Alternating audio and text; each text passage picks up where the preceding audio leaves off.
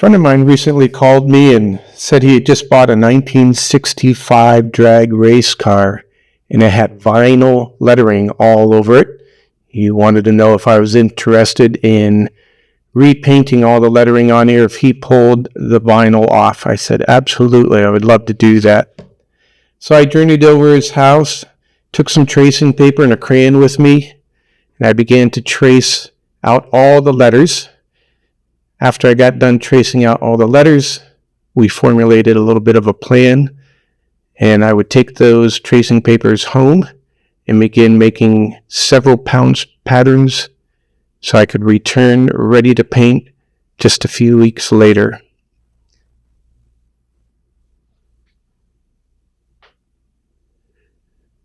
This is the little pounce wheel there on the tracing paper, going around all the letters, poking little holes in the paper, and when I return, I can tape this paper to the car and use a bag full of chalk, kind of like a sock full of powdered chalk in it.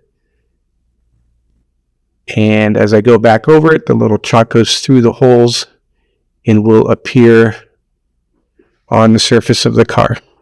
And then I'll use that as a guideline. So there's one side in the blue. You may notice in the white, there is a bit of a ghost line left there. When the owner pulled off the original vinyls, it was yellow underneath.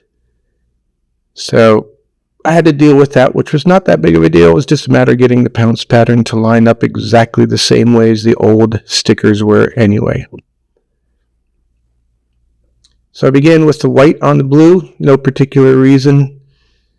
It was really nice that this car was up on a lift. I could raise and lower it whenever I needed to, so I didn't have to bend over backwards working on it. It made a huge difference.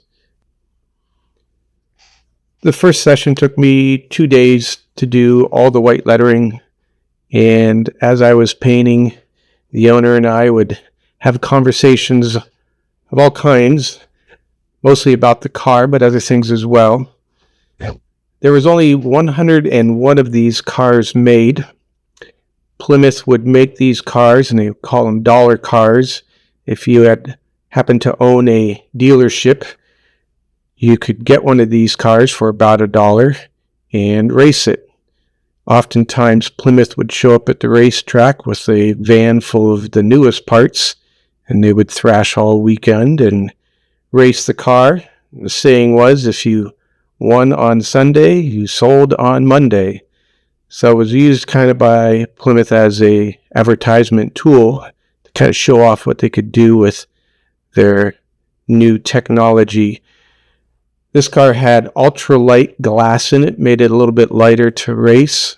It was a steel body, but the panels themselves are about half the thickness as they usually are, also for lightness. Someday maybe you can check out this car at your local car show. In the meantime, sit back, relax, and enjoy the process.